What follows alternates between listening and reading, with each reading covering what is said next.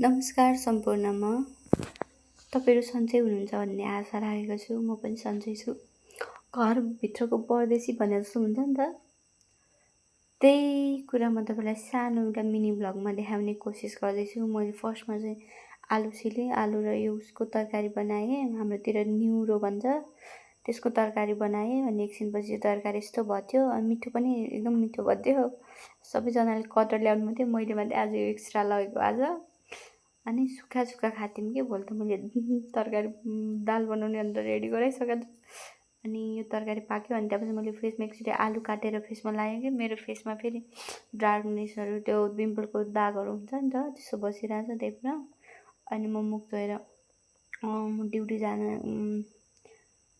Ready हुँदैछु। अनि मैले यसमा मोइस्चराइजर लगाएँ। अनि मोइस्चराइजर लगाउँदै मेरो बानी नै यस्तै एकछिन हे गर्ने, यताउति चल्ने, चकचक गर्ने। अहिलेसम्म मेरो बानी त्यस्तै छ।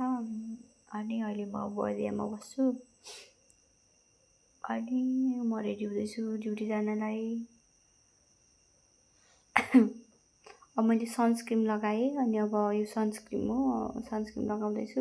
यो सनस्क्रिन लगाउने पटक्कै फेसमा यतिकै जो कस्तो ठुलो भएपछि हो कि आजकल यो चेन्ज भएर के मौसम, स्किन चाहिँ प्राय धेरैजनाको पिम्पलहरू आउने, यस्तो दागहरू बस्ने यस्तो हुँदै क्या।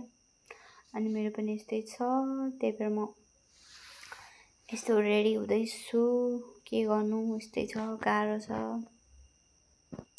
अनि मैले यो आइलाइनर के भन्छ यो लगाएको थिएँ। मेरो यताको योवाला चाहिँ यस्तो पातलो छ कि, अनि त्यही भएर सजिलो हुन्छ भनेर यही लाउँछु म। राम्रो देखिन्छ नि त। अनि अलिक कालो भयो भने मन पर्दैन, अनि थोरै निकाल्छु। अनि हेर्नु न मेरो फेसमा यस्तो छ कि, यस्तो केही आइडिया छ त। म अब रेडी भएँ, यस्तै हो। हस्पिटल जानलाई रेडी हुँदैछु। मैले स्क्रब मगाएको थिएँ अनलाइनबाट। अनि स्क्रब लगाएर जान आँटेको। यो अगाडि कस्तो टाइट बाँधेर कि यस्तो उ देखेर रहेछ कि अगाडि एकदम अर्कै। तर बहुत राम्रो छ, यो कपडा पनि राम्रो छ। अनि एकदम कम्फर्टेबल छ कि, मलाई चाहिँ एकदम मन परेको यो कपडा चाहिँ। यस्तो भएर मन परेको मलाई। अनि म रेडी भएर अब जाँदैछु। अनि यो मैले एउटा फोटो पनि खिचेको थिएँ। अनि यस्तो देखाएको थियो, तर फोटोमा एकदम राम्रो देखिन्छ। मेरो क्यामेरा चाहिँ एकदम राम्रो देखाउँछ कि, फिल्टर पनि छ, त्यही भएर नि हो। यस्तो छ, गाह्रो छ, के गर्नु। दुःख, सबैलाई दुःखै हुँदो रहेछ जिन्दगीमा। बिचरा हामीले यस्तो सोच्छौँ है, हामीलाई यति सजिलो छ, हाम्रो हेल्थ पनि एकदम पर्फेक्ट छ त हामीलाई यस्तो लाग्छ। बिचरा डायलाइसिसको बिरामीहरूलाई कस्तो हुँदो हो, बिचराहरूलाई खानेकुराहरू पनि मिल्दैन। अनि कति समस्या हुन्छ, कति केयर गर्नुपर्छ। बिचरा कतिसम्म बाँच्छु भन्ने पनि थाहा हुँदैन नि त।